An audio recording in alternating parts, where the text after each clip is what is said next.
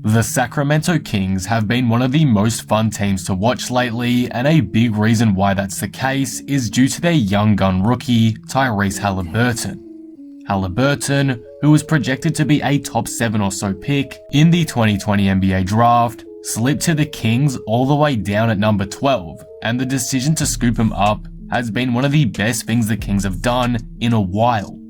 Haliburton is currently having a great season individually, and it's getting NBA fans excited as he looks to potentially steal the Rookie of the Year off of the favourites like Lamelo Ball and Anthony Edwards.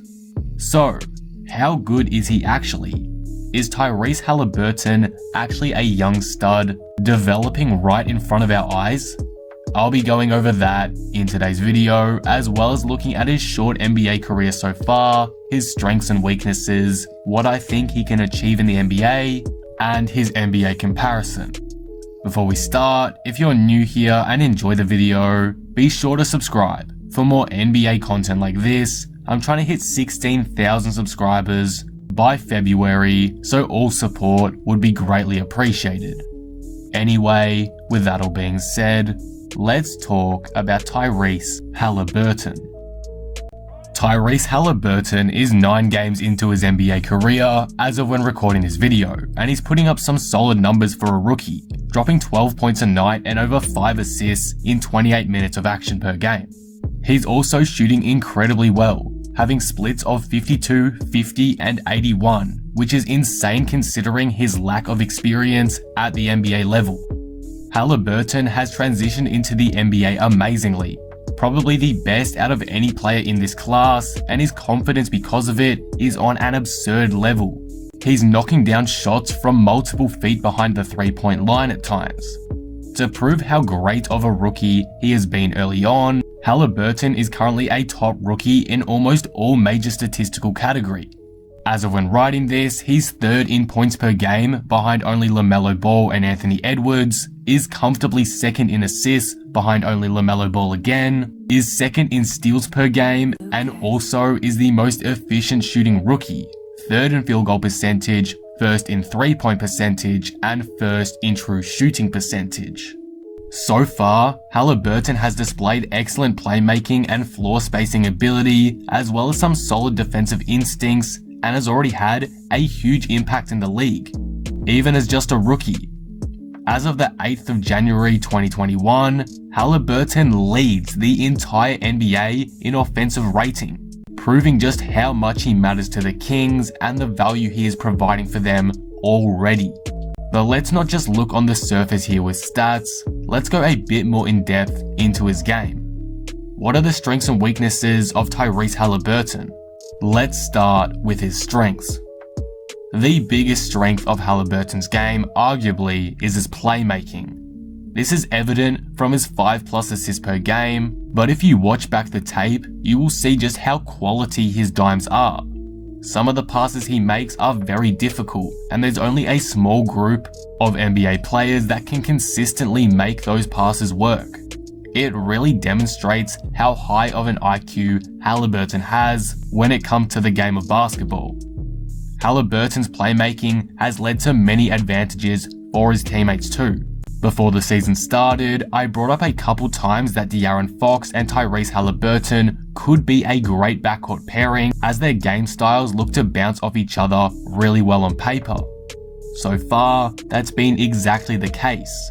With Haliburton's talented playmaking and high IQ offensively, it's allowed Fox to be more off-ball during stretches of games, where he's been great in thanks to his athleticism and speed. This has allowed for a better offense overall from Sacramento, as they no longer have to heavily rely on De'Aaron Fox to create all of their shots basically. Essentially here, Sacramento's offense is less reliant on one player now with Haliburton on the team, which makes it more versatile, proving how big of a strength playmaking has become for Haliburton. Another big strength of Haliburton's, and one that is equally as good as his playmaking, is his floor spacing ability / scoring touch. Haliburton has been a torch from deep already in his career, shooting 50% from downtown, even with his funky form that many thought wouldn't translate on an NBA level. He's the best rookie in the association in this area and is top 10 in the entire NBA as well. And I honestly can't see this hot start slowing down anytime soon. He's actually just a great shooter from range, so I fully expect him to shoot over 40% at least for this season.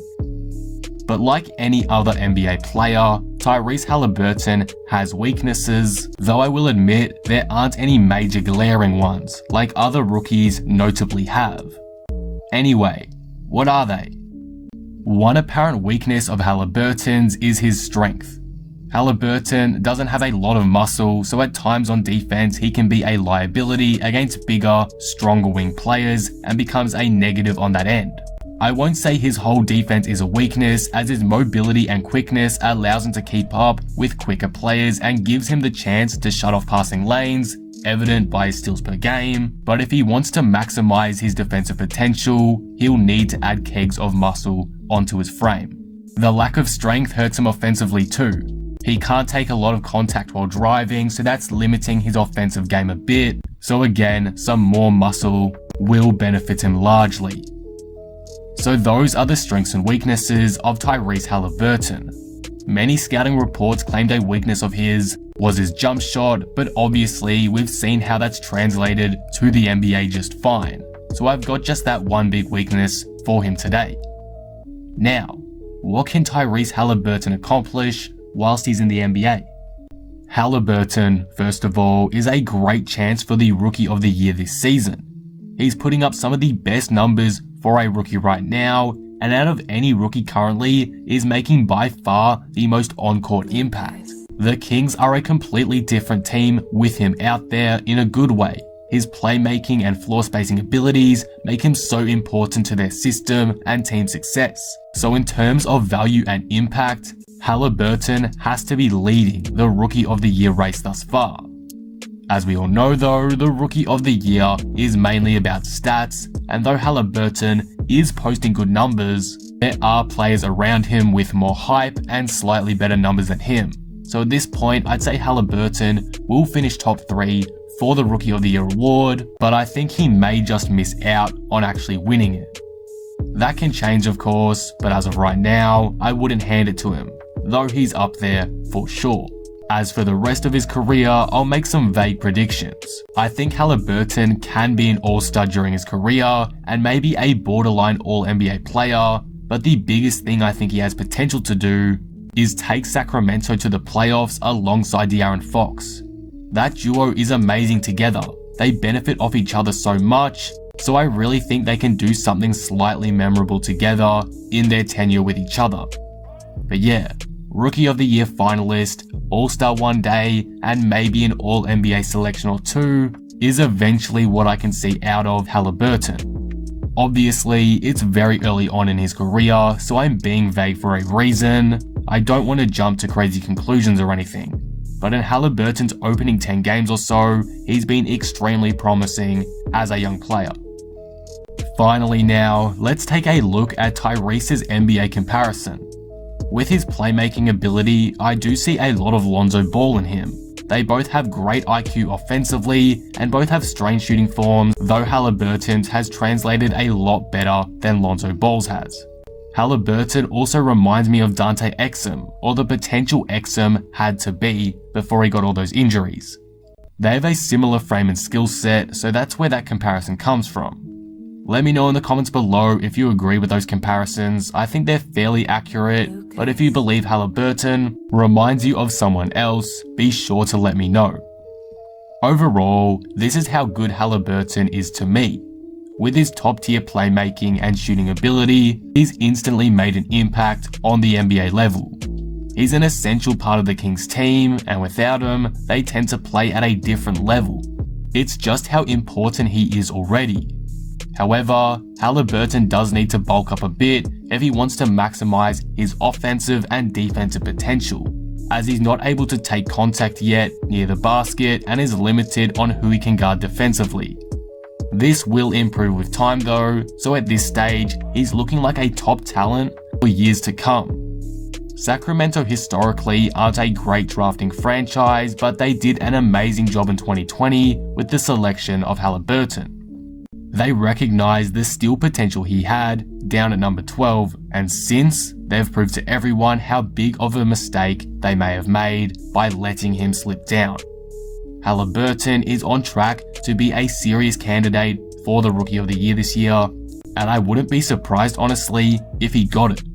With his clear value to the Kings and his solid stats, he'd had to be a favourite for it at this point. I won't overhype him too much considering how early on it is in the season, but Haliburton has got some serious star potential. That is for sure. And that will conclude the video. What do you guys think of this? How good is Tyrese Haliburton to you? Can he win the Rookie of the Year? Let me know all your thoughts down in the comments below. If you enjoyed the video, be sure to drop it a like and subscribe. But with that being said, I am out. Peace.